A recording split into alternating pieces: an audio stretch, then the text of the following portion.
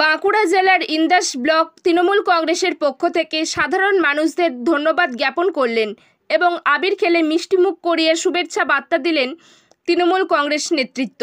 Indas block এলাকা থেকে প্রায় 11,000 ভোটে তৃণমূল কংগ্রেস লিড পেয়েছে। তা হয়েছে শুধুমাত্র সাধারণ মানুষের ভোট দেওয়ার জন্যই। তাই এদিন এলাকার মানুষদের শুভেচ্ছা জ্ঞাপন করতে গেলেন ইন্দাস ব্লক তৃণমূল কংগ্রেস নেতৃত্ব। এদিন ইন্দাস পীরতলায় একত্রিত হয়ে তাদের সঙ্গে ইন্দাস তৃণমূল কংগ্রেসের নেতৃত্ব জয়লাভ করার জন্য শুভেচ্ছা জানিয়ে মিষ্টিমুখ করিয়ে এবং সবুজ আবির খেলে এই জয় উদযাপন করলেন। যদিও বিষ্ণুপুর লোকসভায় তৃণমূল কংগ্রেস পরাজিত হয়েছে, জয় লাভ করেছে বিজেপি, তবে ব্যবধান খুবই কম। তাই এই ব্যবধানকে ব্যবধান বলে মানতে নারাজ তৃণমূল কংগ্রেসের নেতৃত্ব। 2019 সালের লোকসভা নির্বাচন থেকে এবছর অনেকটাই কম ব্যবধানে জিতেছে বিজেপি। কোনো এমপি এমএলএ এ এলাকায় থাকেনি, তবুও ইন্দাসের উন্নয়ন বজায় রেখেছে বলে দাবি করেন উপস্থিত তৃণমূল কংগ্রেস নেতৃত্ব এবং আগামী দিনেও এই উন্নয়ন বজায় থাকবে। মা মাটি মানুষের আশীর্বাদে রাজ্য জুড়ে 29টা আসন পেয়েছে তৃণমূল। সেই জয় উদযাপন করতেই আজ ইন্দাসের পীরতলায় হাজির হয়েছেন বলে জানান তারা। আজকে আমরা ইন্দাস ব্লক তৃণমূল কংগ্রেসের পক্ষ থেকে ইন্দাসের সমস্ত সচেতন শুভবুদ্ধি সম্পন্ন নাগরিককে সংবর্ধনা এবং অভিনন্দন জানাতে এসেছিলাম। কারণ ইন্দাসের মানুষ আমাদেরকে ইন্দাস ব্লক থেকে প্রায় 11,000 ভোটে জিতিয়েছে।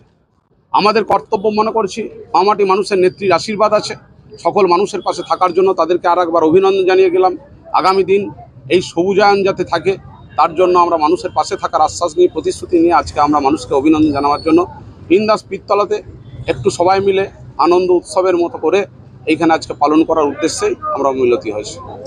বিষ্ণুপুর লোকসভা কালকে কিন্তু পরাজিত হয়েছে, তারপরেও আপনারা আমরা জানি বিষ্ণুপুর লোকসভাতে আপনারা জানেন যে 7টি বিধানসভা নিয়ে বিষ্ণুপুর লোকসভা, ইতিমধ্যে তার লোকসভার ফল প্রকাশ হয়েছে। মাত্র 3,460টি ভোট, যেখানেতে আমরা মনে করি যে একটি আমাদের বুথের ভোট।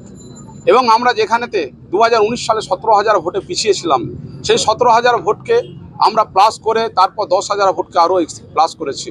আমাদের আজকে বিজয়ের ধ্বনি এই 3,400 ভোটকে আমরা মনে করি না। আমাদের এখানেতে কোনো এমপি থাকেনি, কোনো এমএলএ থাকেনি, তাতেও আমরা ইন্দাসের উন্নয়ন বজায় রেখেছি। আগামী দিনেও মামাটি মানুষের যা প্রকল্প আছে তাই নিয়ে আমরা ইন্দাসের মানুষের পাশে থাকব। ইন্দাসের সমস্ত রূপ আমরা তুলে ধরব।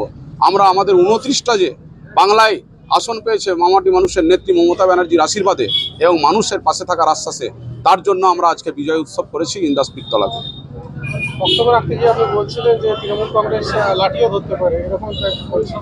আমরা জানি যারা অসাধু চক্রে ইন্দাস তথা গোটা বাংলার সংস্কৃতিকে বিপন্ন করতে চাইছে, যারা বাংলার মানুষের সংহতিকে বিপন্ন করতে চাইছে, যারা বাংলার মানুষের তথা ইন্দাসের মানুষের মধ্যে হিংসা তৈরির চেষ্টা করছে, সেই জন্য বিবেকানন্দের ভাষায় আমরা দেখেছি, বিবেকানন্দ বলেছিলেন যে আজকের দিনে গীতা পড়ার থেকে ফুটবল খেলা অনেক বেশি, কারণ তিনি কর্মঠ হওয়ার কথা বলেছিলেন, শক্তিশালী হওয়ার কথা বলেছিলেন।